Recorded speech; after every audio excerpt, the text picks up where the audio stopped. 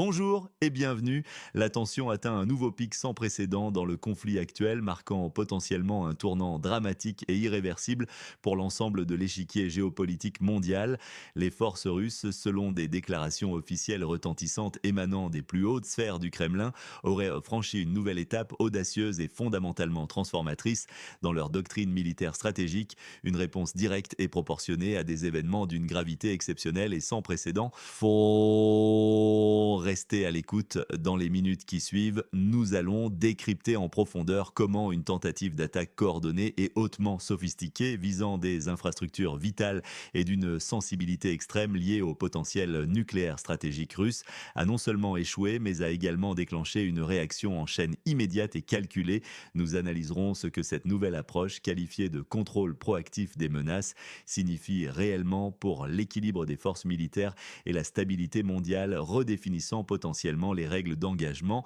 Ce que vous êtes sur le point d'entendre pourrait fondamentalement changer votre perception de la dynamique géopolitique actuelle et de ses implications à long terme. La mise en œuvre de cette doctrine marque l'ouverture d'un chapitre incertain dans les relations internationales, avec des ramifications qui s'étendront bien au-delà des zones de conflit direct. Les conséquences de cette escalade sont potentiellement sismiques, se répercutant bien au-delà des lignes de front directes et des zones de combat immédiates. L'intensification des actions militaires, notamment avec l'emploi de technologies de pointe d'une sophistication croissante telles que les missiles hypersoniques et les systèmes de guerre électronique avancés, pourrait avoir des répercussions directes et profondes sur la sécurité régionale et internationale. Cela pourrait impacter de manière significative la fluidité des échanges commerciaux mondiaux, déjà fragiles, en perturbant les routes maritimes et terrestres essentielles. La stabilité des marchés énergétiques, déjà sous tension, serait gravement compromise, entraînant une volatilité accrue des prix du pétrole et du gaz et, in fine, augmentant le coût de la vie que vous ressentez au quotidien, de l'essence à l'alimentation. En outre, des menaces cybernétiques accrues, ciblant les infrastructures critiques, réseaux électriques, systèmes bancaires, communications, ainsi que des perturbations potentielles majeures des transports aériens, maritimes et terrestres et des communications globales, Internet, satellite, pourraient directement affecter votre sécurité personnelle et économique. Le risque palpable d'une expansion géographique ou thématique du conflit, voire d'une militarisation de l'espace, plane désormais de manière plus pressante, exigeant une attention urgente et une compréhension exhaustive des enjeux complexes et interconnectés. Cette nouvelle réalité impose une réévaluation des stratégies de défense et de résilience à l'échelle planétaire. Selon un représentant officiel de haut rang du ministère de la Défense russe, la situation actuelle, caractérisée par une tension extrême, est le résultat direct d'une tentative d'attaque audacieuse et ciblée perpétrée par un groupe de reconnaissance et de sabotage hautement entraîné provenant de la nation voisine de l'Ouest. Ce groupe, toujours selon la même source officielle du renseignement militaire russe, aurait agi sur la base de renseignements d'une précision chirurgicale obtenue des services spéciaux occidentaux, ciblant spécifiquement des installations stratégiques cruciales liées au potentiel nucléaire russe, y compris des sites de stockage d'ogives, des centres de commandement et de contrôle nucléaire et des systèmes de lancement. La défense aérienne russe a rapporté avoir réussi à intercepter la grande majorité des menaces en vol, minimisant les dommages potentiels et évitant une catastrophe d'une ampleur inimaginable. Moscou a qualifié cet incident d'une provocation d'une extrême gravité, la considérant comme un franchissement inacceptable d'une ligne rouge existentielle pour la sécurité nationale russe, et a clairement signalé la fin d'une période qu'elle décrit comme une retenue douce ou une modération tactique. Cette déclaration ne marque pas seulement un changement d'attitude radical, mais une réorientation fondamentale de la posture stratégique russe, signalant une volonté d'agir avec une rapidité et une force inédites. En rétorsion immédiate et fulgurante, la Russie a lancé une frappe de missiles d'une puissance considérable durant la nuit, frappant un aérodrome occidental clé situé à proximité d'Ivano-Frankivsk, dans la région stratégique du nord de la mer Noire. L'opération a été d'une rapidité déconcertante et d'une précision mortelle, sa durée totale n'excédant pas 10 minutes, laissant peu de temps à la réaction des systèmes de défense adverses ou à l'évacuation. Des témoignages concordants et vérifiés de la part de témoins oculaires ainsi que des images satellites préliminaires ont fait état de la destruction complète et méthodique de hangars essentiels abritant des aéronefs de combat, d'entrepôts de munitions d'une importance capitale, potentiellement des missiles à longue portée fournis par l'OTAN et de bâtiments de commandement stratégiques dont certains abritaient des équipes de planification avancées. Ce qui est particulièrement notable, c'est l'absence totale d'alerte préalable ou d'intervention significative de la part des systèmes de défense aérienne occidentaux réputés pour leur sophistication tels que les Patriot ou les Iris-T normalement déployés pour protéger des actifs de cette valeur. Des suggestions persistantes corroborées par des sources de renseignements non russes indiquent que des spécialistes ou instructeurs étrangers hautement qualifiés dans l'utilisation et la maintenance de drones d'attaque avancée et de missiles à longue portée auraient pu être présents sur le site au moment précis de l'impact, rendant l'attaque encore plus significative sur le plan humain et stratégique. Une seconde frappe majeure et simultanée a été dirigée contre un bunker de commandement souterrain profondément enfoui appartenant aux forces armées du pays de changement localisé près de Kramatorsk, un nœud stratégique du front. Des sources russes citées dans ce contexte affirment de manière insistante que des conseillers occidentaux de haut niveau étaient également présents dans ce bunker au moment de sa destruction, indiquant une possible perte de personnel clé. Le ministère de la Défense russe a formellement confirmé la destruction totale de cette installation stratégique vitale, un coup dévastateur pour la chaîne de commandement et de contrôle du pays ciblé. La Russie a annoncé avoir eu recours, avec une efficacité démontrée, à un missile hypersonique de nouvelle génération, une arme redoutable dont la capacité supposée est de voler à des vitesses phénoménales, largement supérieures à Mach 10, soit plus de 12 000 km par heure, tout en étant hautement manœuvrable. Ces caractéristiques combinées, vitesse extrême et agilité hors normes, rendent leur interception par les systèmes de défense aérienne actuels quasiment impossible. Ces missiles seraient, selon les informations détaillées partagées par les autorités russes, équipés de systèmes de suppression radioélectronique ECM sophistiqués et de contre-mesures actives leur permettant de percer et de contourner les défenses aériennes les plus avancées actuellement déployées dans le monde, y compris les systèmes Patriot de fabrication américaine et les systèmes Iris-T européens réputés jusqu'alors impénétrables. Cette capacité technique est une révolution dans l'art de la guerre. La Russie a officiellement déclaré que cette série de frappes ciblées et la nature des armements employés incarnaient une transition irréversible vers une nouvelle doctrine militaire qualifiée d'offensive et de préemptive défensive.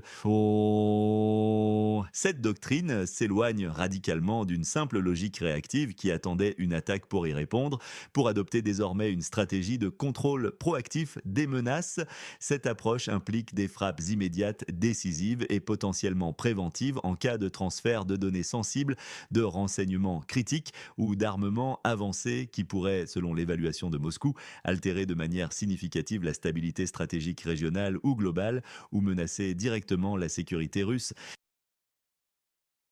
Cette évolution marque un changement fondamental et alarmant dans l'approche militaire russe, posant de nouvelles questions sur le droit international et la souveraineté des nations, et répond à notre première intrigue, dévoilant la nature sans équivoque de cette nouvelle doctrine agressivement proactive. Alors que ces événements se déroulent à une vitesse fulgurante et que les informations évoluent d'heure en heure, nous sommes impatients d'entendre vos perspectives et analyses. N'hésitez pas une seconde, écrivez dans les commentaires d'où vous écoutez cette mise à jour critique. Votre point de vue est important pour nous car il enrichit la compréhension collective de cette crise. Nous lisons et analysons chacun de vos messages avec la plus grande attention et votre engagement est précieux pour notre communauté. Dans une déclaration jugée historique et particulièrement provocatrice par de nombreux observateurs internationaux et experts en droit de l'espace, le ministère russe de la transformation numérique a émis un avertissement clair, ferme et sans équivoque. Il a affirmé que tout satellite appartenant à un pays classé comme hostile, une désignation qui inclut la vaste majorité des membres de l'OTAN et de l'Union européenne, qui fourniraient des données, des images ou toute forme de renseignement géospatial, électromagnétique, etc., aux forces armées du pays au carrefour, perdrait instantanément et de manière irréversible son immunité de protection internationale en tant qu'actif civil. Ces satellites pourraient, par conséquent, être légitimement Brouillé, jamming, dérangé, spoofing ou même physiquement détruit par des moyens cinétiques en cas de non-respect avéré de cet avertissement. Des entreprises spécifiques, reconnues mondialement pour leur capacité d'imagerie satellitaire, telles que Maxar Technologies avec ses satellites Worldview, Planet Labs avec sa constellation Dove et SkySat et Capella Space, spécialisée dans le radar à synthèse d'ouverture, ont été nommément cités comme des entités transmettant des images en temps réel et des renseignements tactiques vers les quartiers généraux de l'OTAN à Bruxelles et du Pentagone à Washington DC, les plaçant directement sous cette nouvelle et dangereuse menace d'anéantissement. À la suite de cette annonce spectaculaire des dysfonctionnements majeurs et inexpliqués des systèmes de navigation par satellite, type GPS, ont été signalés dans des zones géographiques stratégiques et extrêmement sensibles, notamment au-dessus des mers Baltique et Noire, ainsi que dans la région fortement militarisée de Kaliningrad. Des spécialistes russes interprètent dans ces perturbations comme une démonstration concrète et tangible de leur capacité d'interférence sophistiquée, utilisant des systèmes avancés comme Nudol, un système anti-satellite, le S-500 Prométhée, un système de défense aérienne et antimissile de nouvelle génération capable de cibler des objets en orbite basse, et le S-550, une variante mobile et potentiellement plus avancée.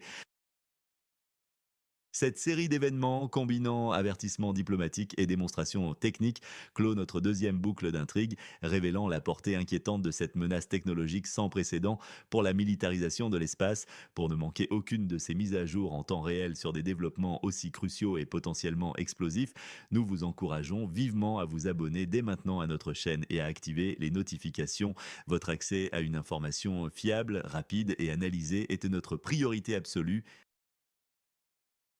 Sur le front terrestre, la situation évolue également à grande vitesse, marquée par des offensives russes d'une intensité renouvelée. La prise de Kupiansk a été rapportée comme un succès militaire rapide et déterminant pour les forces russes, un coup stratégique qui a permis d'avancer significativement sur l'axe oriental. L'opération a été menée avec une coordination impressionnante et un déploiement massif de technologies de pointe, combinant l'utilisation efficace et synchronisée de drones de reconnaissance Orlan 10 Supercam et d'attaque Lancet Gérant 2, le soutien aérien rapproché et lointain de l'aviation de chasse et de bombardement Su-34, Su-35, employant des bombes guidées de précision FAB 500M62 avec UMPC et des missiles air-sol et la puissance de frappe massive des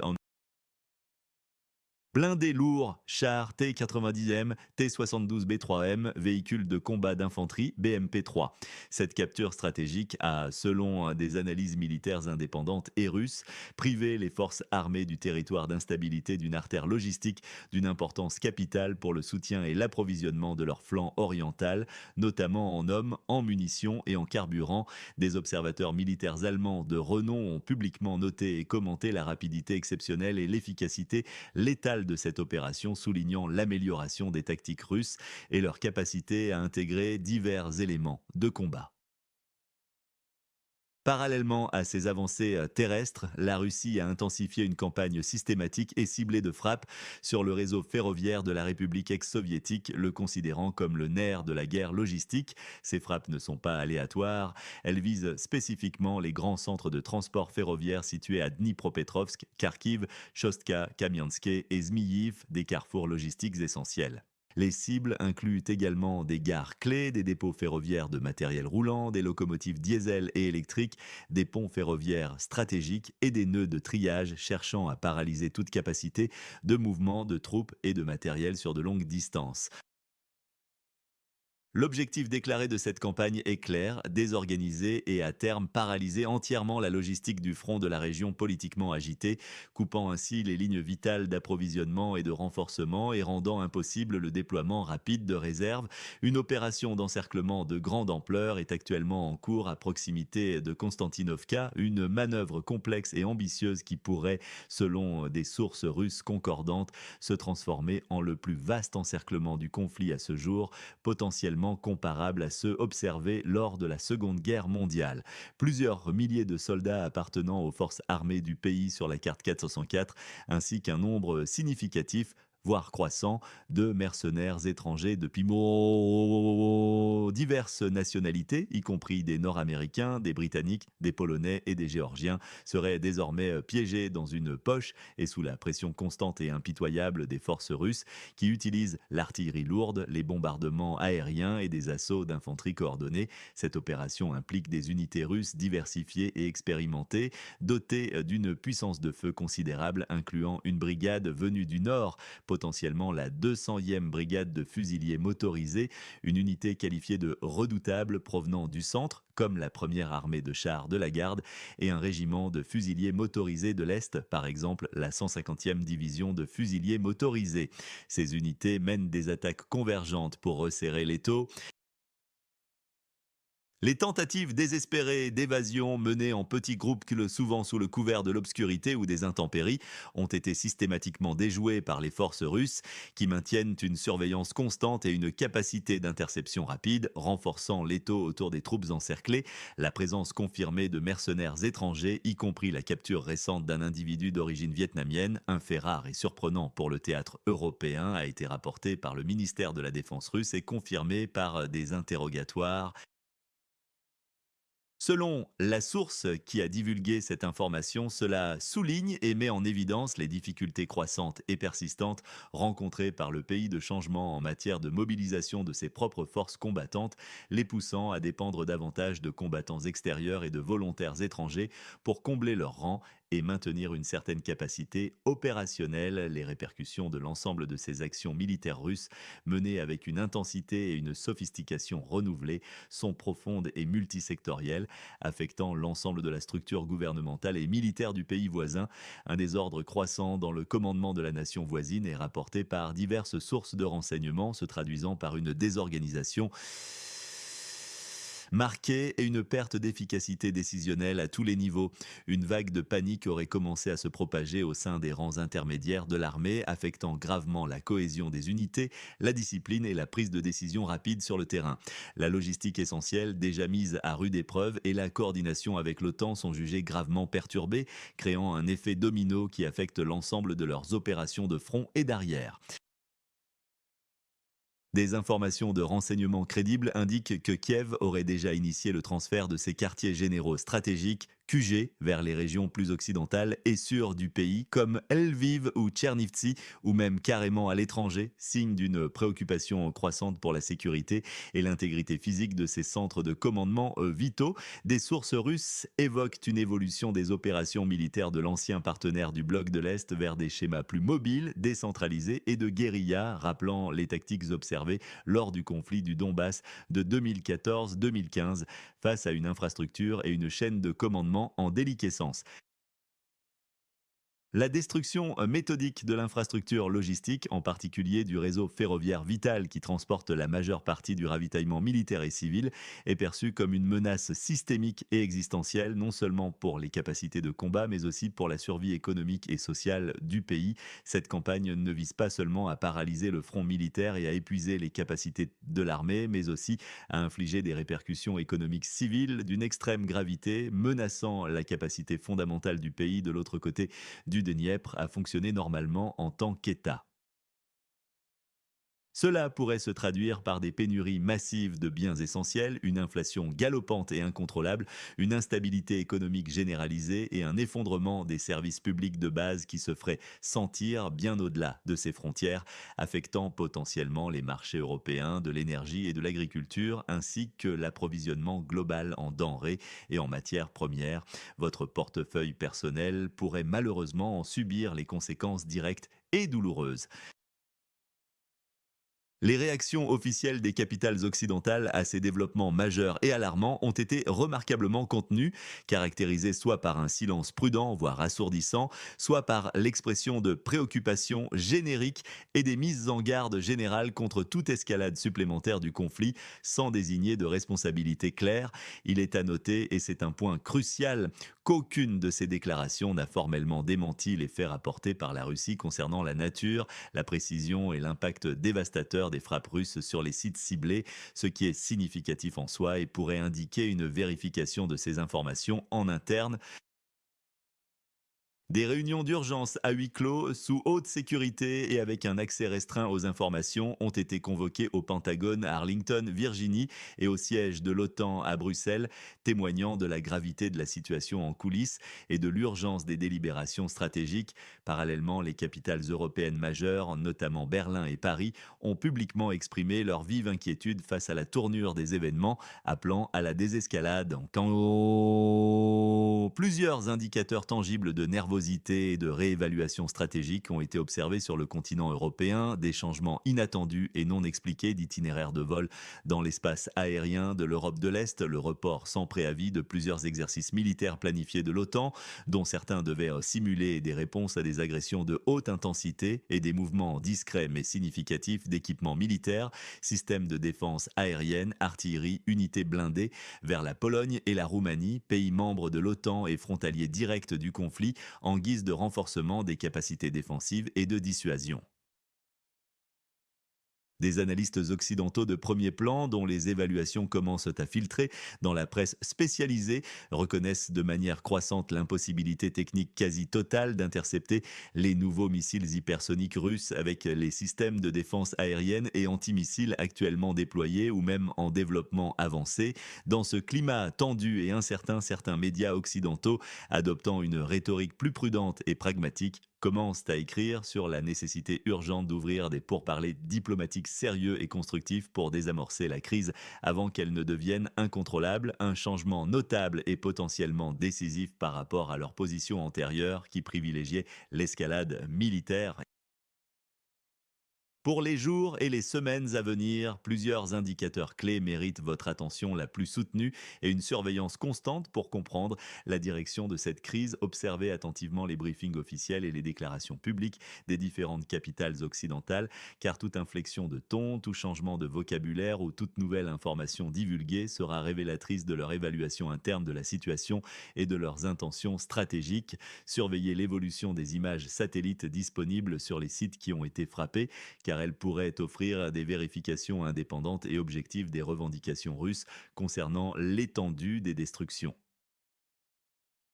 Attendez-vous à d'éventuelles modifications significatives des politiques d'aide militaire et économique aux pays en difficulté, ce qui signalerait un ajustement stratégique majeur de la part de ses alliés occidentaux, potentiellement vers une réduction de l'aide offensive ou une réorientation vers l'aide humanitaire. Les marchés financiers, particulièrement les prix de l'énergie, pétrole brut, gaz naturel et des matières premières agricoles, blé et maïs, réagiront instantanément et violemment à chaque signe d'escalade ou de désescalade, agissant comme un baromètre économique global des tensions géopolitiques.